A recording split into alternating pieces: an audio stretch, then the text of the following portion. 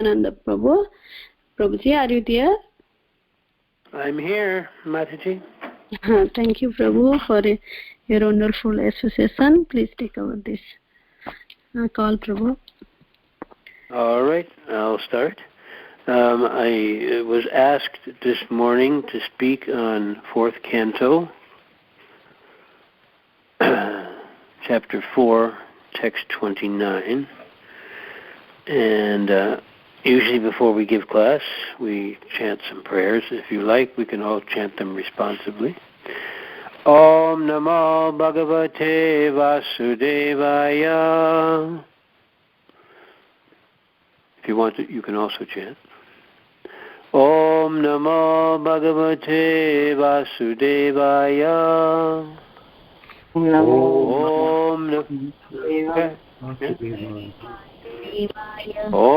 Namo Bhagavate Vasudevaya. Narayanam Namaskritya.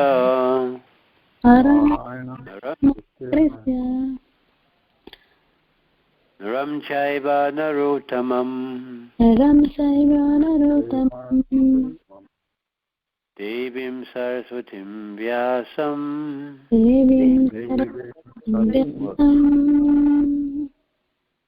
Tato Jayamudirayat. Now I'll speak the English, but you don't need to respond to that.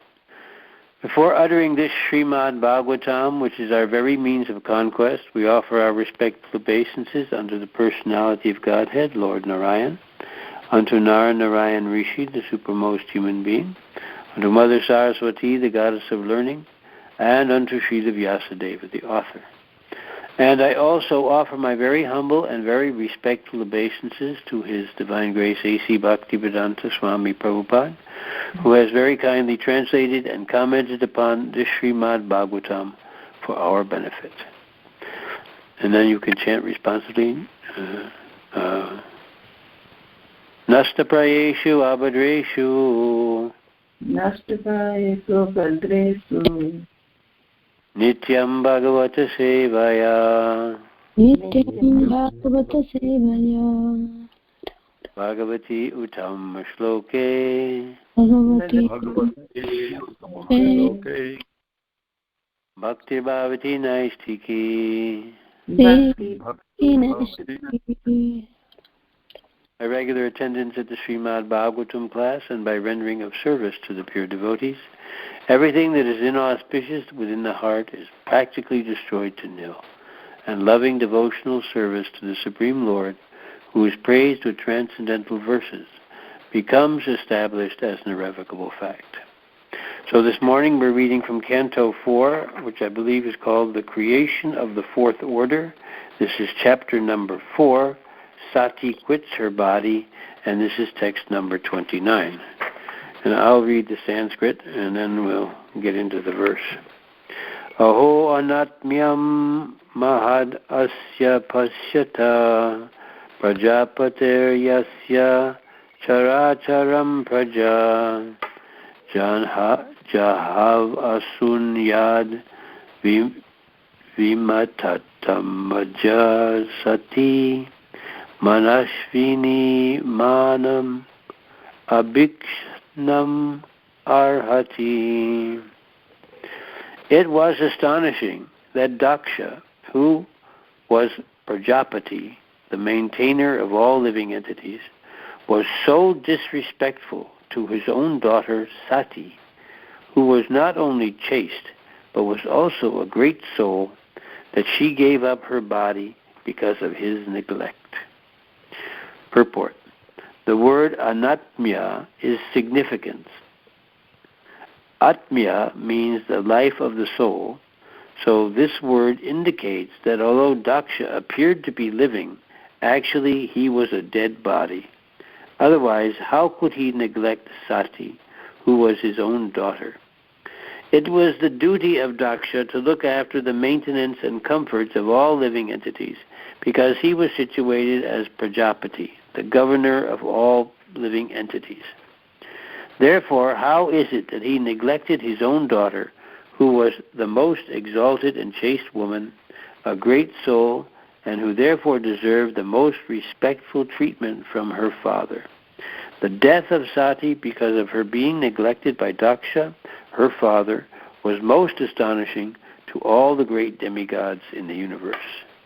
And I'd like to go on to the next verse because this explains quite a bit about this. And the next verse is, the English is, Daksha, who is so hard-hearted that he is unworthy to be a Brahmana, will gain extensive ill fame because of his offenses to his daughter, because of not having prevented her death, and because of his great envy of the Supreme Personality of Godhead. Purport. Daksha is described here as most hard-hearted and therefore unqualified to be a Brahmana. Brahmadruk is described by some commentators to mean Brahmabandhu, or friend of the Brahmanas. A person who is born in a Brahmana family but has no Brahminical qualifications is called a Brahmabandhu. Brahmanas are generally very soft-hearted and forbearing because they have the power to control the senses and the mind. Daksha, however, was not forbearing, for the simple reason that his son-in-law, Lord Shiva, did not stand up to show him the formality of respect. He became so angry and hard-hearted that he tolerated even the death of his dearest daughter. Sati tried her best to mitigate the misunderstanding between the son-in-law and the father-in-law by coming to her father's house, even without an invitation. And at that time, Daksha should have received her, forgetting all past misunderstandings. But he was so hard-hearted that he was unworthy to be called an Aryan or Brahmana. Thus his ill fame still continues. Daksha means expert, and he was given this name because of his ability to beget many hundreds and thousands of children. Persons who are too sexually inclined and materialistic become so hard-hearted because of a slight loss of prestige that they can tolerate even the death of their children. Om Jnana Timirandhasya Jnananjana Shalakaya Chakshur Unmilitam Jena Tasmai Shri Gurave Namaha Shri Chaitanya Manubhistam Stapitam Jena Bhutale Swayam Rupa Kadamayam Dadati Swapadantikam Vandeham Shri Guru Shri Jatapada Kamalam Shri Gurun Vaishnavamscha Shri Rupam Sagrajatam Sahagana Raganatanvitam Stam Sajivam Sadvaitam Savadhutam Parijana Chaitanya Devam Shri Radha Krishna Padan Sahagana Lalita Shri Vishakanvitamscha He Krishna Karuna Sindhu Dinabandho Jagatpate Gopesha Gopika Kanta Radha Kanta Namastute Tapta Kanchana Gourangi Radhe Vrindavaneshwari Vrishabhanu Sute Devi Pranamami Hari Priye Vanchakalpatarubhyascha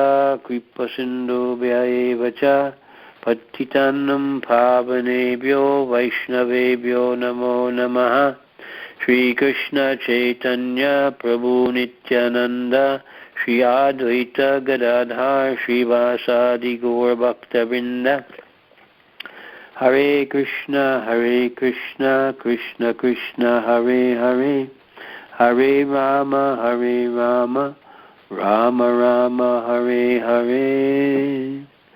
Nama Om Vishnu Padaya Krishna Prasthaya Bhutade Srimati Bhaktivedanta Swamini Namani Namaste Saraswati Devi Gauravani Pacharni Nirvashesha Shunyavadi Paskachada Satarni.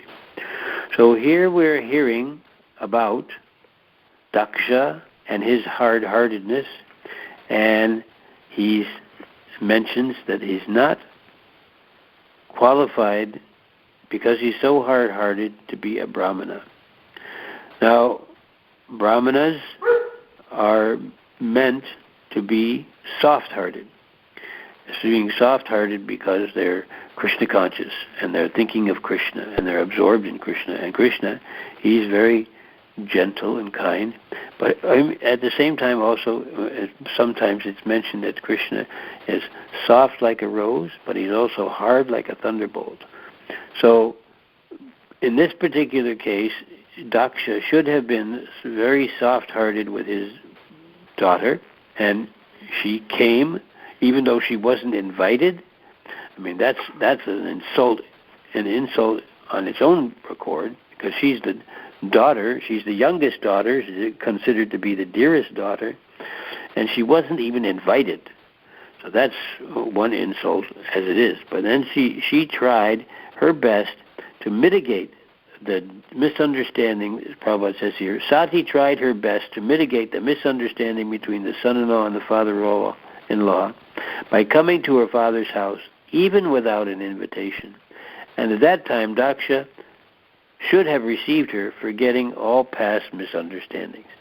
So she's going out on a limb here, and she's trying to do her best to alleviate this difficulty.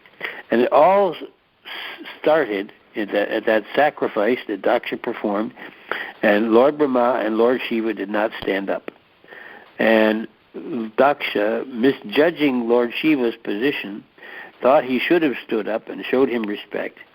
It may have very well been that Lord Shiva was completely absorbed in meditating on Lord Vishnu or Krishna, because we understand, of course, also that Vaishnavanam Yata Shambhu, that Lord Shiva is the greatest of all the Vaishnavas, so he's always meditating on Krishna, always thinking of Krishna.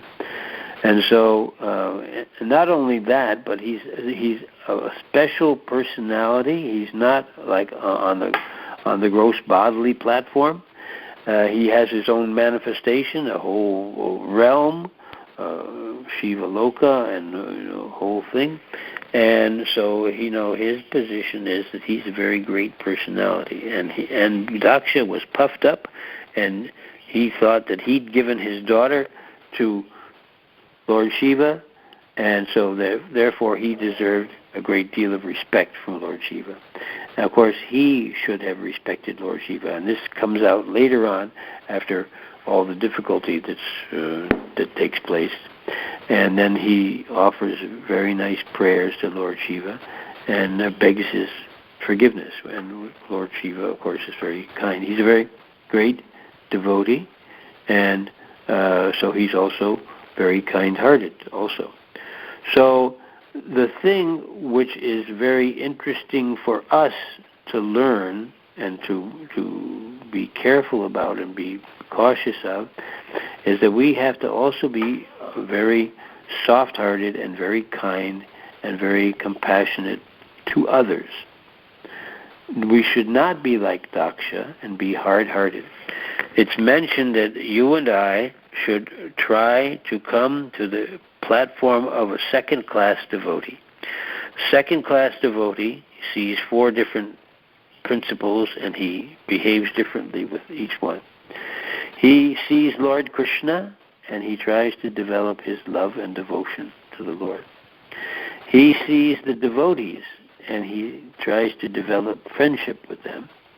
He sees the innocent persons, ordinary persons, and he tries to help them develop their Krishna consciousness. And he sees the atheists and the agnostics, and he avoids their association.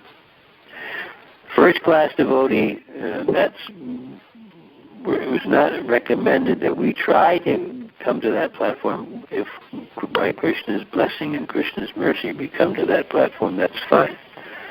But at least it's mentioned that we should strive to be a second-class devotee. Now, most all of us are in the platform where we're performing regulative devotional service. We haven't come to the spontaneous platform yet. If anyone who's listening is on the spontaneous platform, please forgive me. But most of us are on the platform where we're performing regulative devotional service to become purified. We've been here in the material world for a long time, and we need some purification because of the influence of the material energy upon us. And we need to get the influence of the spiritual energy on us. Srila Prabhupada, when he made his first record in New York in the very early days, he mentions that the situation, our situation, is considered to be an incompatible situation. You and I are spirit souls, and we're in contact with the material energy, and this is considered to be an incompatible situation, a spirit in contact with matter. So you and I, we all need to come in contact with the spiritual energy, and then everything will be nicely situated. So we're hearing Srimad Bhagavatam, we're chanting Hare Krishna, we're engaging in the process of devotional service, 9 different processes of devotional service. One of the most important one is, Prabhupada says, is hearing. So we're all hearing. We're hearing about Srimad Bhagavatam. We're hearing about Daksha. We're hearing about about being soft-hearted. You and I should all try and be compassionate upon others and help them to develop their dormant Krishna consciousness. Krishna consciousness is considered to be dormant.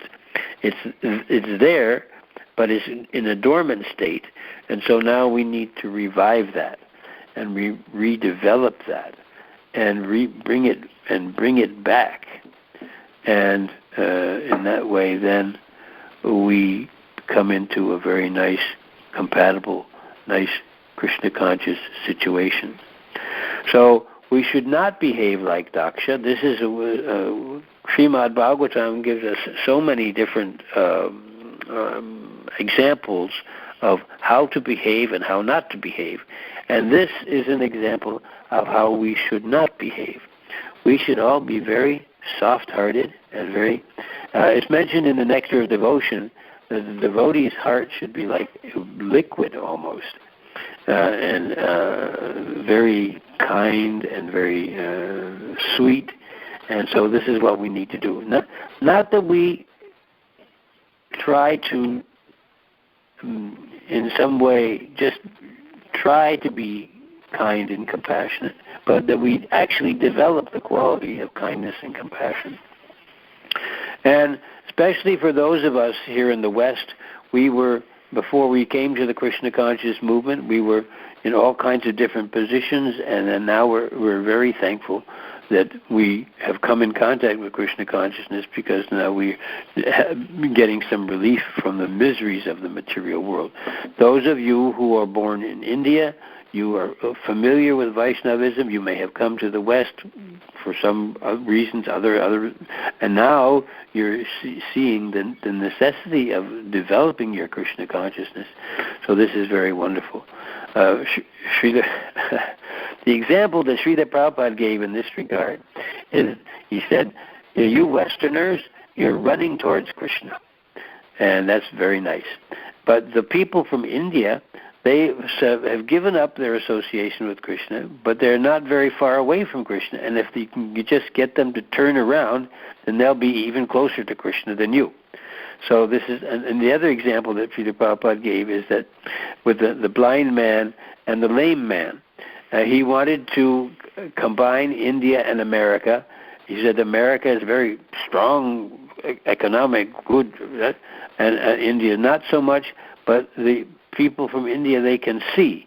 So the strong man, he's blind. He doesn't know where to go, what to do, he doesn't know what the life is all about. And then the person from India, he knows about what the purpose of life is. So the idea is for the lame man who's blind to take the other person who can see, but who may be lame, on his shoulders, and then they can go together, and then they can accomplish something very wonderful. So this is the idea. And so this is what Srila Prabhupada was wanting. So you and I, we need to develop the quality of kindness and compassion. We need to develop the quality of being merciful and kind to the conditioned souls, and trying to help them become Krishna conscious, and not be hard-hearted like Daksha and keep Krishna consciousness to ourselves. We should go and offer it to others and try and help others to develop their dormant Krishna consciousness. And we should at the same time develop our own Krishna consciousness, and then in that way we gain what's called param drishtva nivartate. We develop a higher taste. We have, just like some years ago, Rameshwara Prabhu, he got together a cookbook called The Higher Taste. So that's a kind of like a nice, interesting play on words, because the idea, of course, is that in the course of the little cookbook, he tells people how to offer their food to Krishna, and that is very wonderful, and you gain a higher taste of taking Krishna Prasadam and eating Krishna Prasadam. And for some time, when I was in our center in San Diego, I remember I was the head cook in the restaurant for a while. And I remember it was a buffet style thing where people would come in and then they would pay a certain amount, and then they would get to eat as much as they wanted. So sometimes I would go and try and replenish the things in the buffet line, and I remember speaking to a couple girls who were there, and they said, well, I got the recipe of how to make this, and I made it at home, but it doesn't taste like the food here in the restaurant. There's something special about.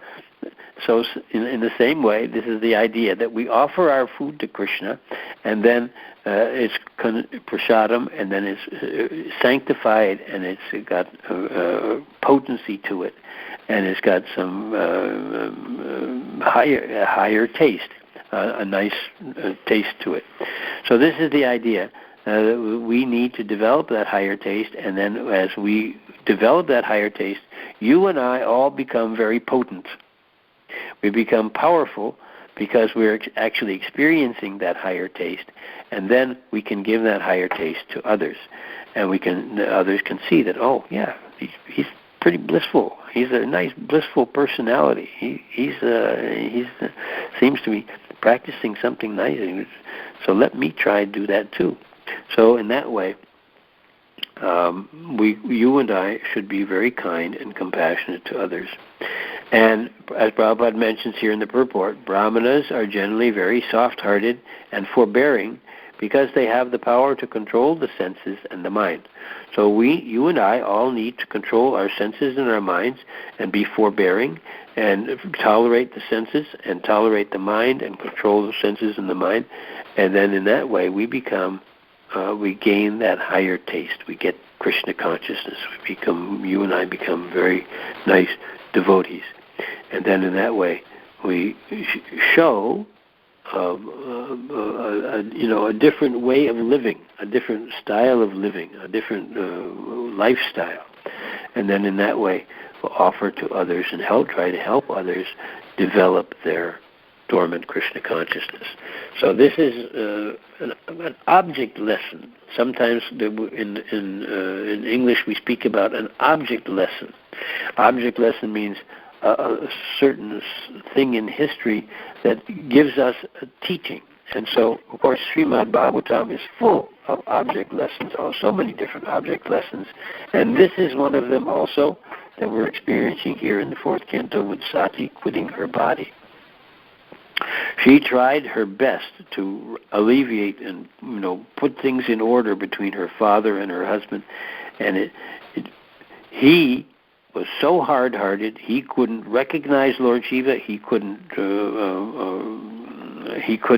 offer respect to Lord Shiva, and he minimized Lord Shiva's position.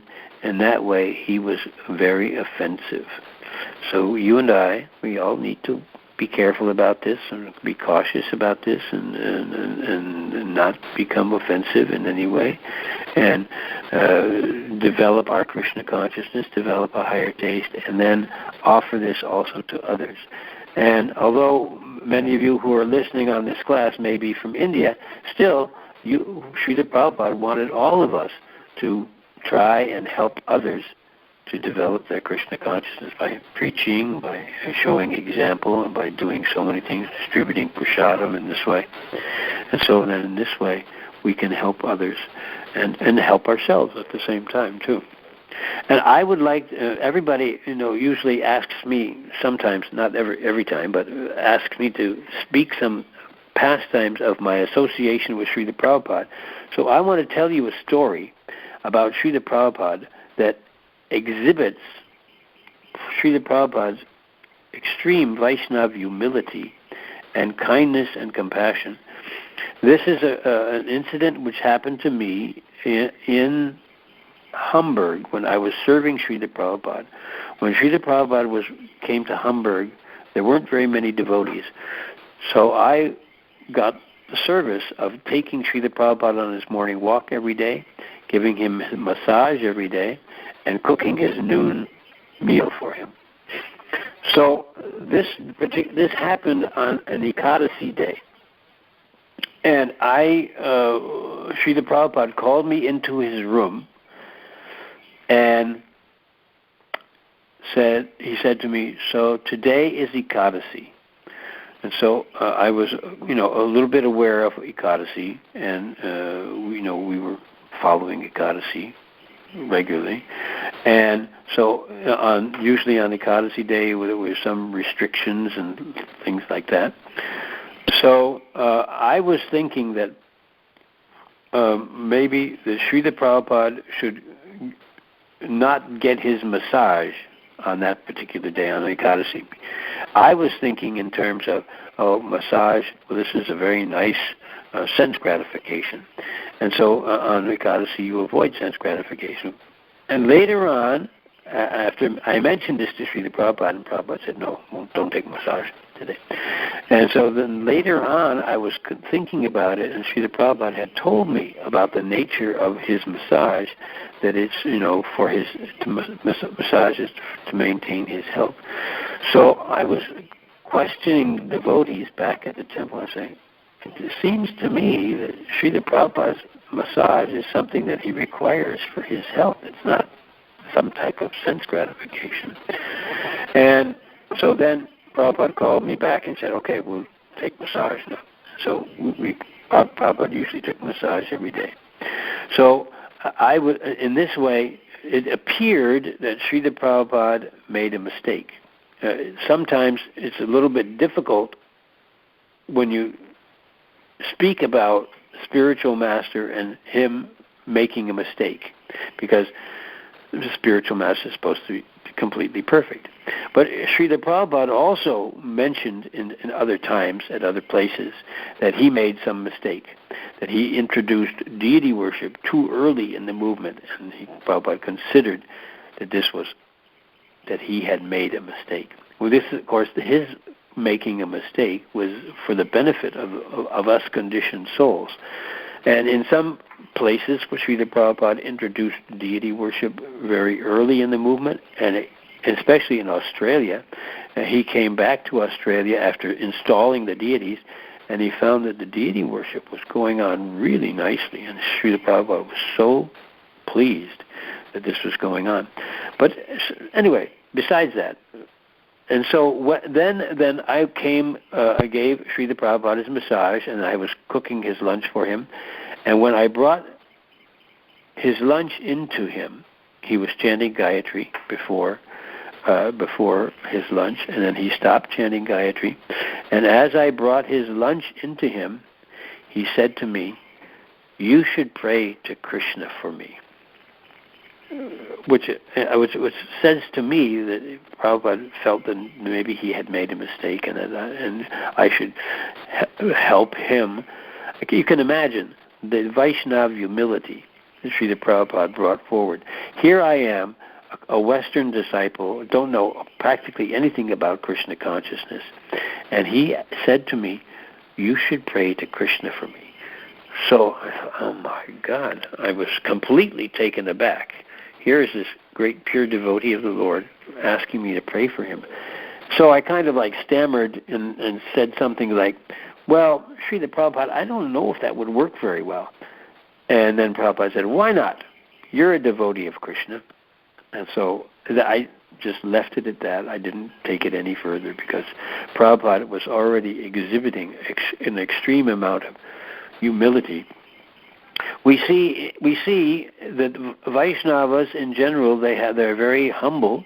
We see in the if you have read anywhere in the Chaitanya Charitamrita, Krishnadas Kaviraj Goswami expresses an extreme amount of humility. He says things like, "Oh, anybody who takes my name, he's going to go to hell, and I'm so fallen, and I'm in such bad shape, and this." I mean, this is the author of the Chaitanya Charitamrita, and oh my God, he's just so humble and so demeaning and so compassionate and kind. So in this way, this is the nature of the Vaishnava personality. He's gentle, he's humble, he's very soft-hearted, he's very kind and compassionate, he's very you're humble. And so in this way, Srila Prabhupada exhibited to me what Vaishnava humility really was. So in that way, I remember this particular story of what had happened between Srila Prabhupada and myself, and I remember, you and I, we need to develop the quality of humility, tolerance, kindness, compassion, and this is exemplified by Srila Prabhupada to me very strongly in his own life. The understanding is that there's Srimad Bhagavatam book and there's the Srimad Bhagavatam devotee. And so Srila Prabhupada exemplified to me in that particular instance and other instances also about how pure he was and how humble he was and how kind and compassionate he was. And so in this way, and we see that when Srila Prabhupada came to the West, he was dealing with a bunch of people who didn't know anything about Vedic culture. Those of you who are brought up in India, you have an idea of Vedic culture and what things are supposed to be. Those of us who are brought up here in the West, we didn't have any idea what was, Krishna consciousness or what was Vedic culture or anything like that. And Srila Prabhupada took time and tolerance and patience, and he helped us to understand better and better about what Krishna consciousness is and what we need to do.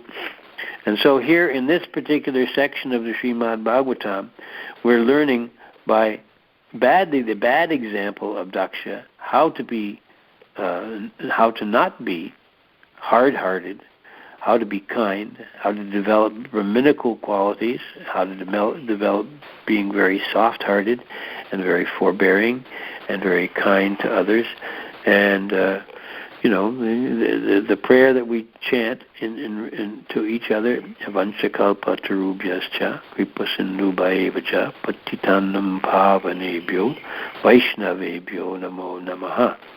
That we offer our respectful obeisances unto all the Vaishnava devotees of the Lord, who are just like desire trees, full of compassion for the fallen conditioned souls.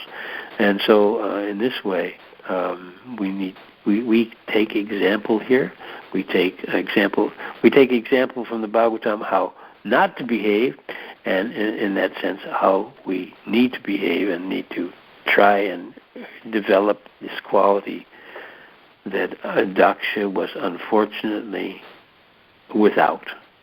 Later on, he was reformed and he developed these qualities very nicely, and we'll see as the story goes on. So that's what I was gleaning and experiencing from this particular section of the Srimad Bhagavatam. So I'll stop there. And if any of you have questions, comments, corrections, observations, realizations that you'd like to mention, you can. I spoke for some time. You listened. Now you speak, and I can listen. Good. Anybody have anything? Hare Krishna. Please accept Mahamala This is our question, Srila Prabhupada. Prabhuji, you were saying about how to behave with an atheist and who has like a little and some other person who has a little faith in Krishna. So Prabhuji, can you say that again? Repeat your question for me. I didn't understand everything.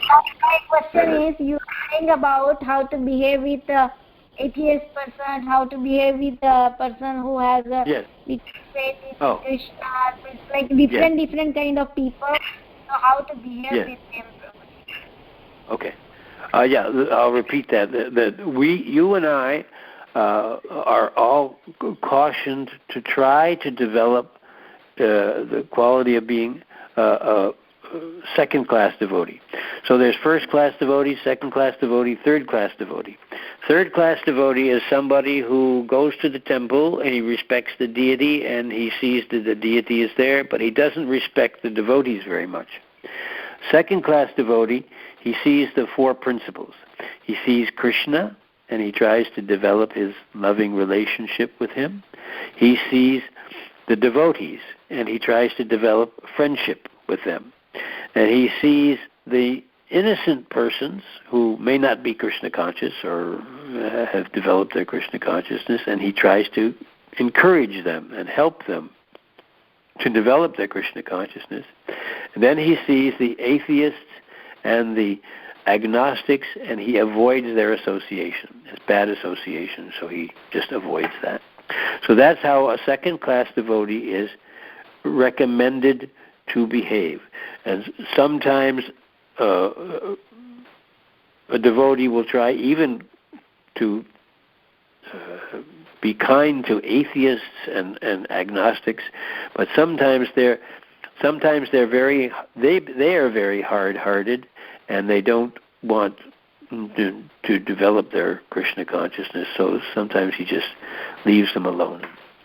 So that's how we're recommended to behave and develop and try to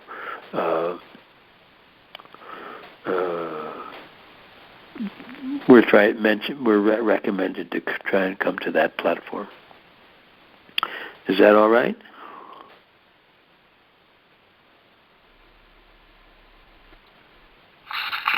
Yes, Prabhuji, very nice.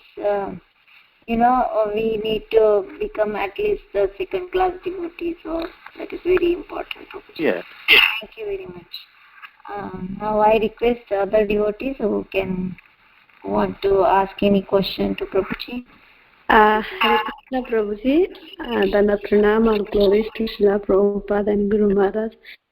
Thank you for sharing very, very sweet pastime of Srila Prabhupada. Especially I like the Ekadasi pastime, and then both the pastime, and then you were there, and then it's very, very nice to hear Prabhu and your experience with Srila Prabhupada. Prabhuji, I have a question. I don't know it's appropriate to ask with you. I was reading one Tamal Krishna Maharaj actually yesterday, and then his book Servant of the Servant, or like that book, I think. And then Prabhupada was telling Grihastha, only 75 Grihastha, they will not go back to God. It's a very high things to go back to God. Still, I was curious.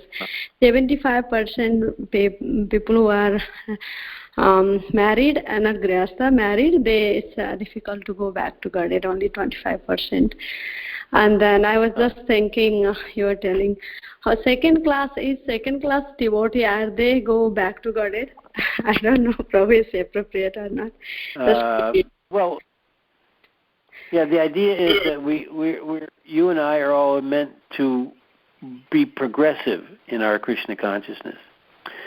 So hopefully we can all come to the first class platform And what we most of us are on the regulative principles platform. We follow regulative principles, and the idea is that to come to the platform of spontaneous devotional service means that we understand what our relationship with Krishna is.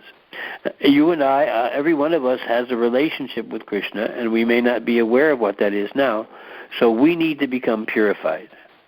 So, yeah, maybe not everybody's going back home to Godhead right after this life, but we should make an attempt. We should make an endeavor to do that.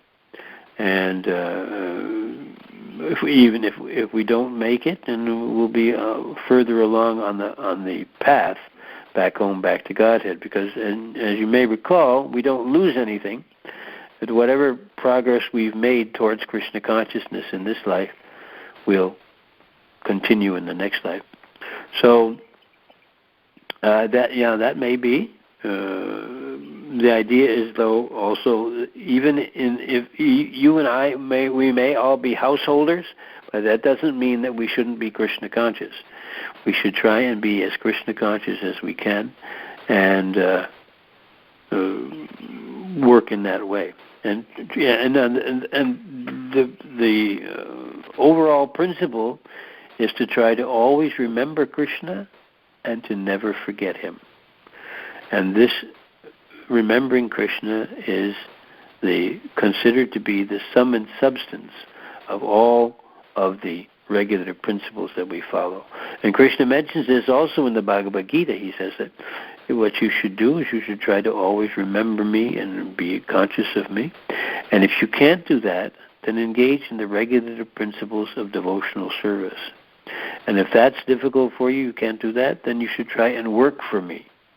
If you can't do that, you can try and work and give up the fruits of your activities.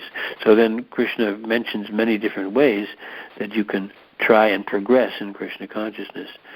So we should try and go back home, back to Godhead in this life. Srila Prabhupada encouraged us to do that. And so you should try, we should try, all of us should try. And then we'll see in the end how we've done. We'll see at the time of death. Time of death is the examination time to see how well we've made progress in this life. So we will all be tested. And not only that, but Krishna may test us in other ways also. It is mentioned in the Chaitanya Charitamrita that Madhavendra Puri was tested by Krishna. And here's Madhavendra Puri. He's a very great personality, and Krishna was tested him also.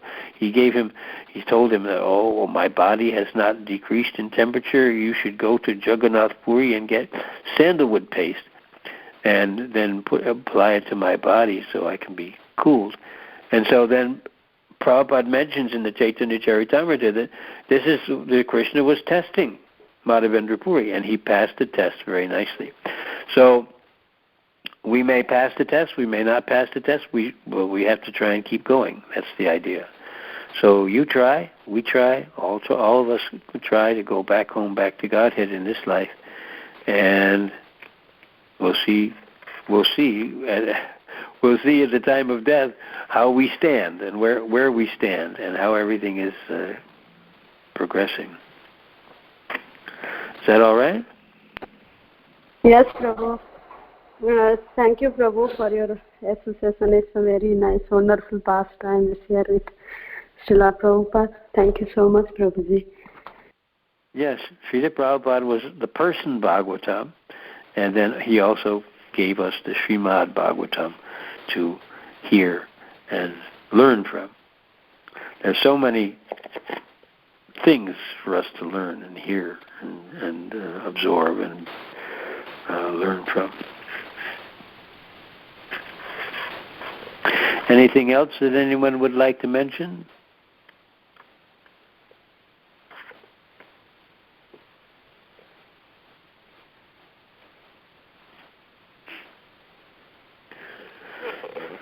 All right, well, I'll sign off here. It's a weekday, and so you probably have all kinds of different things to do. Me too. And thank you very much for an opportunity to speak on Srimad Bhagavatam. And please accept my obeisances. Vanchakalpatarubhyascha